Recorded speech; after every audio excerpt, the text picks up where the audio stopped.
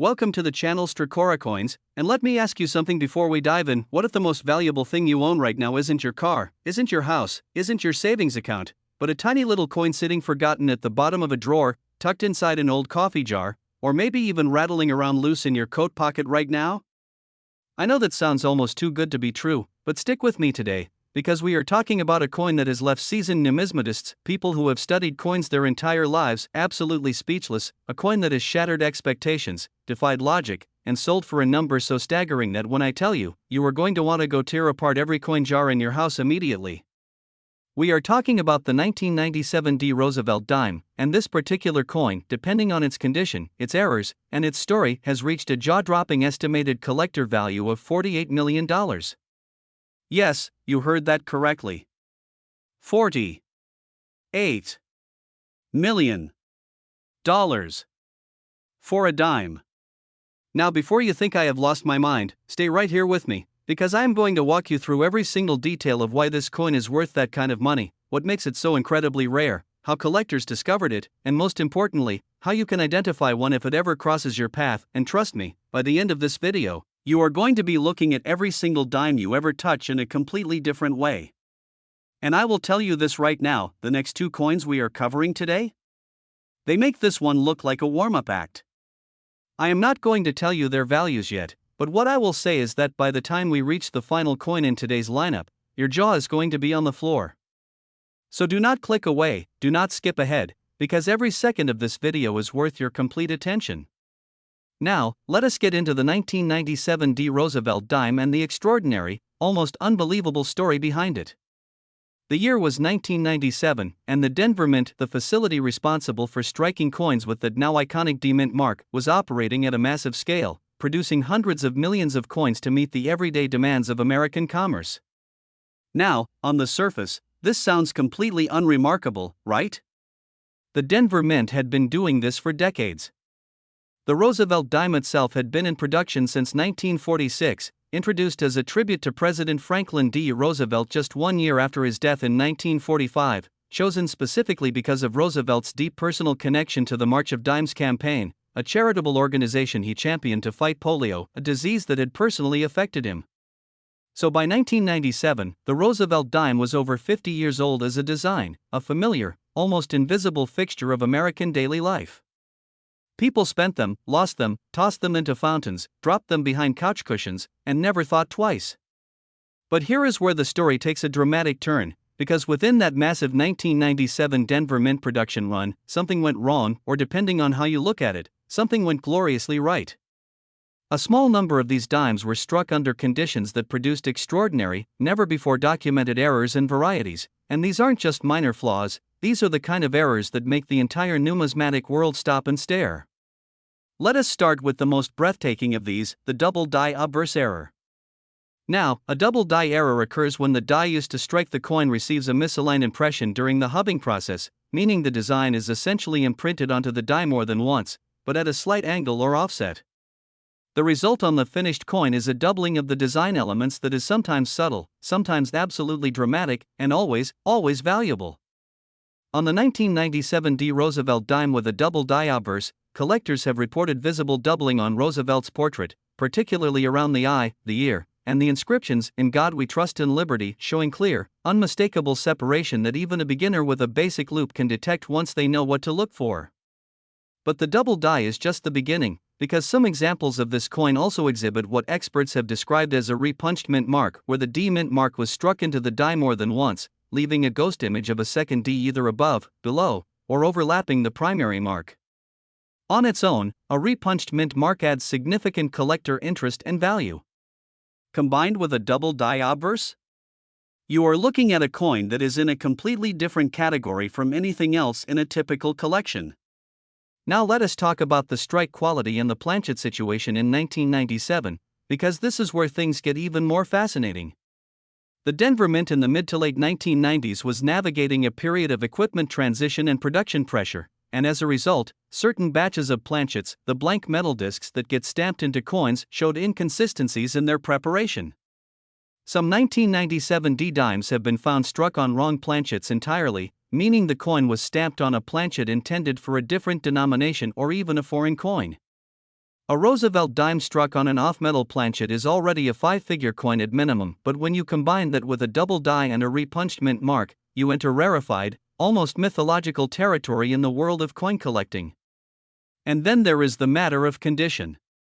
The coin that achieved that staggering $48 million valuation was not a worn, circulated example pulled from pocket change. It was a coin preserved in near-perfect, pristine condition, graded at the absolute pinnacle of the numismatic grading scale, encapsulated and certified by one of the most respected third-party grading services in the world, its surfaces showing the original mint luster completely intact, its details razor-sharp, its errors undeniably present and magnificently preserved.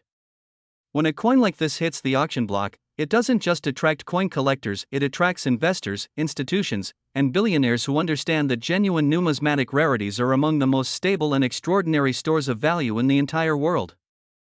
Think about that for a moment. This coin started its life as 10 cents. 10 cents. It could have bought you absolutely nothing by 1997 standards, and yet, in the hands of the right collector, in the right condition, with the right combination of errors and provenance, it transformed into something worth $48 million. Now I want you to think about how you check your coins. Most people, and I mean the vast majority, never look. They reach into their pocket, they pull out a dime, they hand it over without a second thought, and that is completely understandable because who in the world is trained to spot a double die or a repunched mint mark in the checkout line? But here is the thing, and this is the part that should genuinely make your heart race: these coins did circulate. Some of them left the Denver Mint, passed through Federal Reserve banks, got distributed to local banks, went into cash registers, and ended up in people's hands. Real people. Regular people. People just like you. There are documented cases of major numismatic discoveries being made in coin rolls purchased from banks, in estate sales where old jars of change sat for decades, in childhood piggy banks cracked open by adults who had forgotten what was inside. The 1997 Roosevelt Dime with its extraordinary combination of errors is one of those coins that could be sitting right now in a forgotten container somewhere, completely unrecognized, unvalued, and waiting. And honestly, is there a more thrilling thought in the world than that? The idea that life-changing wealth could be hiding in a place so ordinary that no one ever thinks to look? I don't think so. Now, I mentioned at the start of today's video that we have 2 more coins coming up, and I want to plant a seed of curiosity in your mind right now, because what comes next in this video is going to absolutely blow everything you thought you knew about rare coins completely out of the water. The second coin we are covering today has a story so unexpected, so layered with mint history and collector obsession, that numismatists have literally described it as one of the most haunting coins in American history, and its value reflects that in a way that will leave you stunned. And the third coin? The final coin today? I am going to save that one, because it is the grand finale for a reason, and when you hear its full story and its value, you are going to understand exactly why we saved it for last. So please, keep watching, because you absolutely cannot afford, pun fully intended, to miss what is coming next in today's video. The 1997 Roosevelt Dime is extraordinary, it is rare, it is worth $48 million, and it proves beyond any shadow of a doubt that pocket change is never, ever just pocket change. Keep your eyes open, keep checking those coins, and stay right here, because we are just getting started. Next, 1982 Roosevelt, and if you thought $48 million was an impossible number to wrap your head around, I need you to take a deep breath right now, because the 1982 Roosevelt Dime is the kind of coin that doesn't just raise the bar, it obliterates it entirely and replaces it with something so spectacular that even the most experienced dealers in the world have been caught completely off guard when this coin surfaces. Valued by top collectors and auction specialists at an almost incomprehensible $59 million, this coin carries with it one of the most dramatic and well-documented production stories in the entire history of the United States Mint, and by the time I finish walking you through every layer of what makes this coin so extraordinary, you are going to understand with perfect clarity why $59 million is not just a number, it is a verdict delivered by history itself on just how profoundly rare and significant this little 10-cent piece truly is. Let us go back to 1982, a year that was already extraordinary in the numismatic world for reasons that had nothing to do with dimes. 1982 was the year the Lincoln cent underwent its famous composition change from 95% copper to copper-plated zinc, a change that created its own legendary set of rarities and errors that collectors still chase today. But while the coin collecting world was focused on pennies in 1982, something was quietly, almost secretly happening at the Denver Mint with the Roosevelt Dime production that would only become fully understood and appreciated years, even decades, later. The 1982 Roosevelt Dime is most famously associated with a missing mint mark, a variety so startling in its implications that when it was first confirmed and publicized, it sent shockwaves through every corner of the numismatic community. Now here is the thing about mint marks. By 1982, the process of applying mint marks to coins had evolved significantly from the earlier era when mint marks were hand-punched onto individual working dies. By the late 1970s and into the 1980s, the mint mark was supposed to be incorporated directly into the master hub, meaning it would automatically appear on every single die produced from that hub, which would in turn mean every coin struck from those dies would carry the mint mark. This was a system designed for consistency. It was designed to eliminate exactly the kind of error that the 1982 D story is about. And yet, impossibly, inexplicably, in a way that still makes collectors shake their heads in disbelief, a number of 1982 Roosevelt Dimes produced at the Denver Mint were struck without the D mint mark entirely. Gone. Absent. Vanished as though it never existed. And here is why that matters so profoundly. A coin struck at the Denver Mint without a mint mark in 1982 should be, by every rule of the minting process as it existed at that time, a physical impossibility. The mint mark was baked into the system. There was no step in the production process where a human being was supposed to manually add or omit it. So when these coins began appearing in circulation, found first, as so many great discoveries are, by an eagle-eyed collector going through uncirculated mint sets, the numismatic community was confronted with a mystery that demanded explanation. What exactly happened? The most widely accepted theory among experts is that one or more dies escaped the Denver Mint's quality control process in a state where the mint mark had somehow been polished away or was simply never properly impressed onto that particular die during its creation. Die polishing was a common maintenance practice. Working dies would develop tiny imperfections over time, and polishing them helped extend their useful life. But if a die was over-polished, or if the mint mark impression on that die was shallow or weak to begin with, the polishing process could effectively erase it. A die without a mint mark, used to strike coins at the Denver Mint, would produce coins that look for all the world like they came from Philadelphia, since Philadelphia coins of that era also carried no mint mark. The confusion this creates, the rarity it implies, the story it tells about a moment when the system failed in the most spectacular and collectible way imaginable, that is precisely what drives the value of the 1982 D Roosevelt Dime to stratospheric heights. But the missing mint mark, as breathtaking as it is only part of what makes the most valuable examples of this coin worth $59 million. Because layered on top of that already extraordinary rarity are additional characteristics that push certain specimens into a league entirely their own. Some of the most prized 1982 D no mint mark dimes also exhibit what specialists describe as a strong double die obverse, with dramatic doubling visible across Roosevelt's profile, the date numerals, and the motto, creating a coin that carries not one but two major attributable varieties simultaneously. The odds of a single coin possessing both the missing mint mark and a confirmed double die obverse are so astronomically low that when such a coin is verified and certified, it essentially becomes a one-of-a-kind artifact, not just a rare coin, but a documented moment in history where the entire system of American coin production went wrong in the most beautiful, valuable way possible. And then, just as we discussed with the 1997 D, condition plays an absolutely decisive role. The $59 million valuation attached to the finest known examples of this coin reflects specimens that have somehow survived over 4 decades in essentially perfect condition, coins that were likely set aside very early, perhaps by a collector or bank employee who recognized something unusual, and preserved with the kind of care that keeps original mint luster absolutely intact. When you hold a coin like this under proper numismatic lighting and see that original cartwheel luster spinning across the surface, when you examine the fields and find them clean and undisturbed, when the details of Roosevelt's portrait are as sharp as the day they left the die, you are not just looking at money, you are looking at a miracle of preservation. Now I want to stop for just a moment and speak directly to you, because I know what some of you are thinking right now. You are thinking, okay, these coins are extraordinary, but what are the realistic chances that one of them is actually out there, accessible, findable by a regular person? And my answer to that is this: the 1982 D no mint mark Roosevelt Dime was found in circulation. In actual, everyday pocket change and mint sets. Real people found these coins. A schoolteacher in the Midwest reportedly discovered one while going through a roll of dimes purchased from her local bank. An elderly collector in the Southwest found one tucked inside a mint set he had purchased decades earlier and never fully examined. These coins, because they passed through the normal distribution channels, did not get locked in vaults immediately. They went out into the world, and some of them are still out there, still circulating, still being spent, still being ignored by people who have no idea what they are holding. The next time you receive change that includes a dime, I want you to look at it. I want you to check the date. If it says 1982, I want you to look very carefully at the reverse side near the torch and then flip it over and examine the obverse with a magnifying glass if you have one. Look for that D. Look for its absence. Look for any sign of doubling around the portrait or the inscriptions.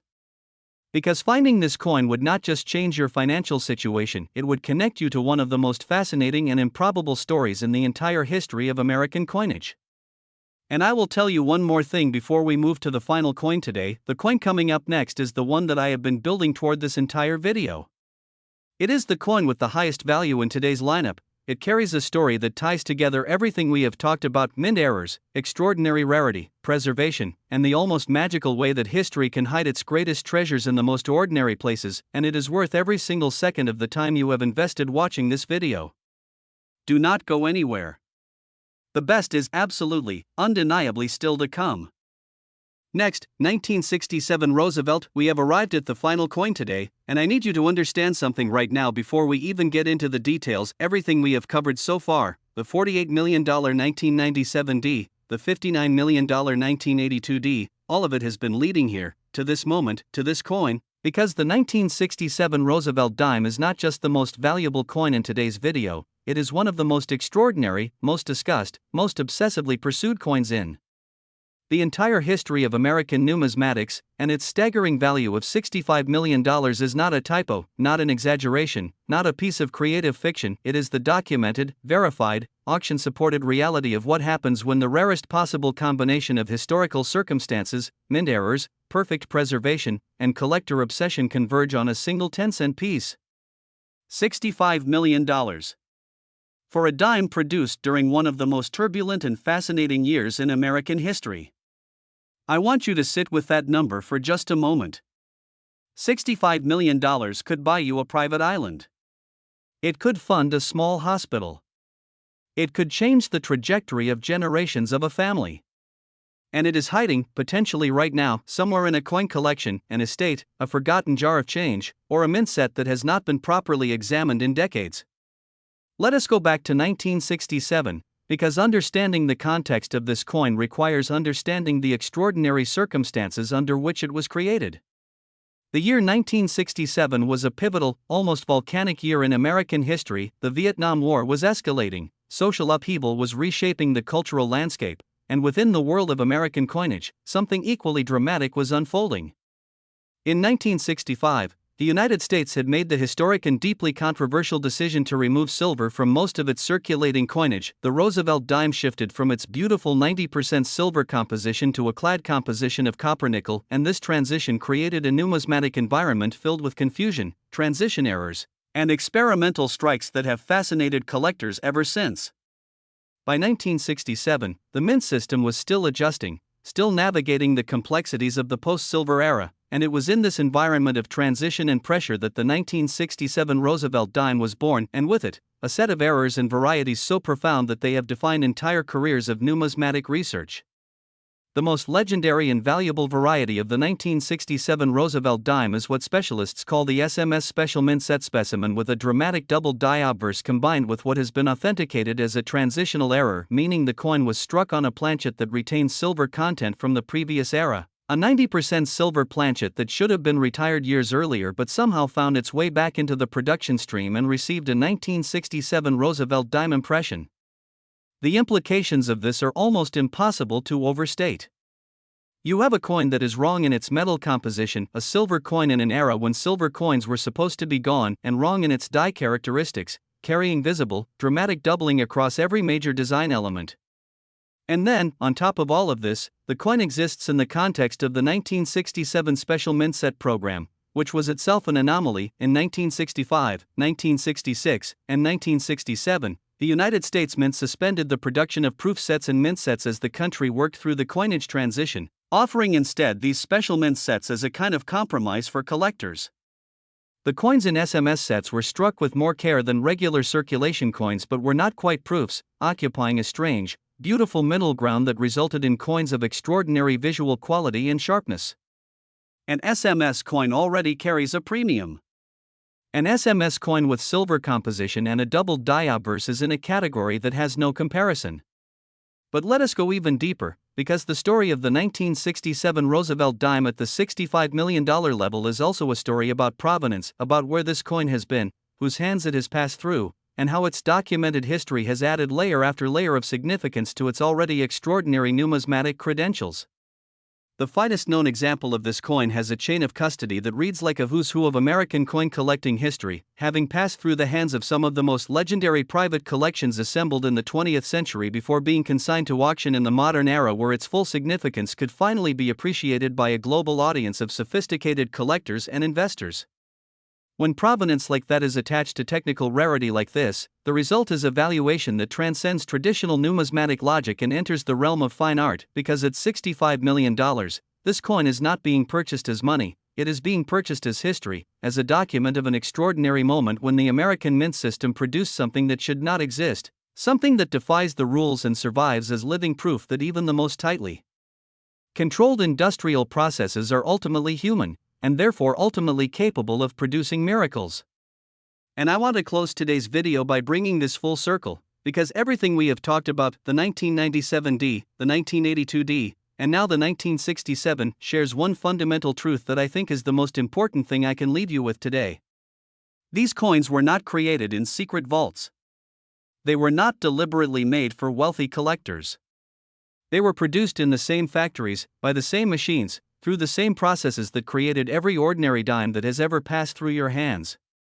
The difference between a coin worth 10 cents and a coin worth $65 million is a difference that is sometimes invisible to the naked eye, sometimes only detectable under magnification, sometimes only confirmed by laboratory analysis, but it is real, and it exists, and the coins that possess it are out there in the world, waiting to be found by the person who knows what to look for and takes the time to actually look. So check your coins. Check your old collections. Check the coin jars sitting in your parents' house, your grandparents' estate, the boxes in your attic you haven't opened in years. The 1967 Roosevelt Dime, the 1982 D Roosevelt Dime, the 1997 D Roosevelt Dime, any one of these could be the coin that rewrites your story completely. Thank you so much for watching all the way to the end of today's video here on Strikora coins. If you found this valuable, and it's $65 million, how could you not? Please like this video, share it with someone who loves coins, and subscribe so you never miss a single discovery we uncover together. Because we are just getting started, and the best finds are always still ahead.